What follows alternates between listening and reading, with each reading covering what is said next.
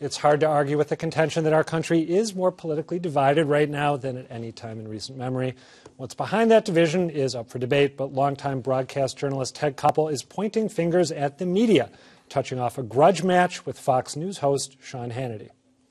Ted Koppel's story on CBS Sunday Morning offered a dire take on our current politics. There is very little common ground left, only battling perceptions of reality.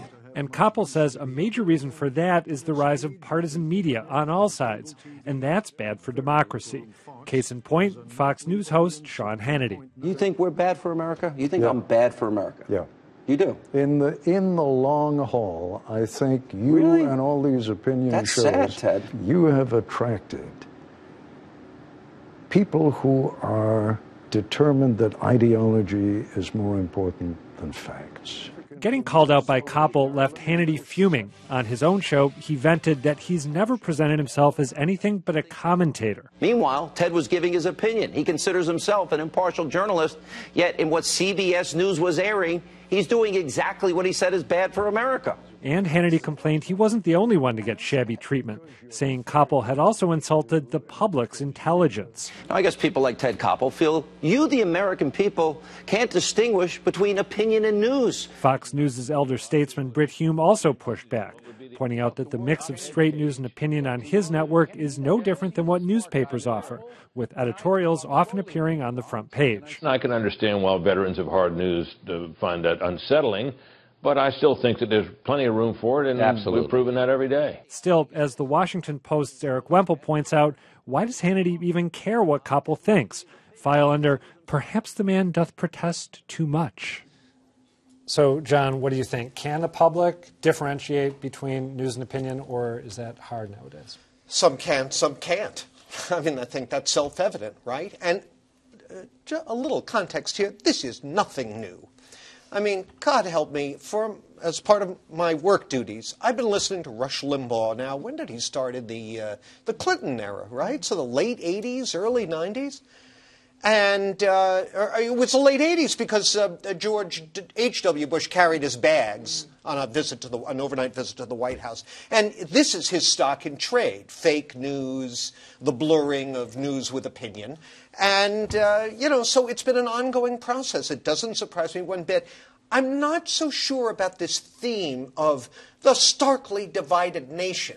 While that does seem to be reflected in our presidential elections, right now, if you look at the polls, 63% of the country is united in their disapproval of the current president. A remarkable finding for this early in a presidency, so that's a degree of unity. Well, I think what Sean Hannity does a lot, and what this is a prime example of, is the fake outrage. I mean, this is what kills me about the story, is the crocodile tears, and he's been wronged, and it's so horrible. First of all, the idea that Ted Koppel would think that Sean Hannity is bad for the nation should not be news to anyone, including Sean Hannity. I mean, the idea that this was, that this was some horrible thing that has happened, and that, they edited down a 45-minute conversation to 8 minutes, which is what you do on any news show. Right. The idea that he has been wronged is he knows full well that he's just being entertaining about it, and it's been a great gift for him because it's given him something to talk about. Isn't it interesting how it hurt poor Sean, though? He was legitimately hurt by this. He was stricken. I was surprised at that. Why would he care? Well, to Joanna's point, since Hannity is making so much out of this and leveraging it on his own behalf, couldn't CBS suck the wind out of his sails a little bit by simply releasing this full interview video that he's clamoring for them to release? Because I would guess it's pretty innocuous. Well, I'd say at this point they're not going to put it up because Hannity wants them to put it up, and that seems like a good enough reason. There's this false division, I think, between opinion and news, and I think in real life it's more complicated than that. John, you, and I are all veterans of the Boston Phoenix, the late, great Boston Phoenix, and we know that there is such a thing as well-done opinion journalism that sticks to the facts but is expressed with a point of view. And I think that what Ted Koppel is objecting to are these pure opinion vehicles that don't stick to the facts. You look up Sean Hannity at PolitiFact, and he doesn't do too well in the fact department. That's the real problem here. But we also have network news shows on CNN, on MSNBC, having people report on facts and then lay out a panel of dueling combatants to argue from all sides of the political spectrum. So do you buy Dan saying that this is just Sean Hannity, or is it maybe a bigger problem? No, well, I mean, I didn't mean to say it's just Sean or that he's a Hannity, particularly egregious example. Yeah. He's a particularly egregious example. I mean, of course, it's everywhere. That's what we're talking about. So we spend our days talking about now. And the problem for me is that people cannot distinguish often.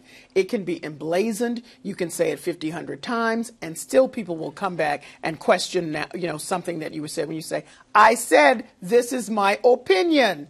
Let's make sure that we're on the same page. So that does concern me. And by the way, I'm not just saying it because I'd like to support my point here, but let's everybody go look at the Stanford study last year, at the end of last year, in which the scientists, the normally calm scientists, were appalled, dismayed, and scared out of their minds that people can't figure this stuff out. Well, I think Adam's right, and I think Britt Hume was right as well, that the issue is that with 24-hour cable news, which is not what Ted Koppel came up with, there are not enough reporters hired to provide 24 hours worth of facts. They have to fill that with opinion. And so you're right, you'll have an hour-long show, even if it's Anderson Cooper, whoever, you'll spit out a fact, and then the panel will opine for 15 minutes. And let's not forget that Ted Koppel may be a terrific journalist, and he is, but he sort of drove the last nail in the coffin of the Michael Dukakis candidacy years ago by looking at Governor Dukakis and saying,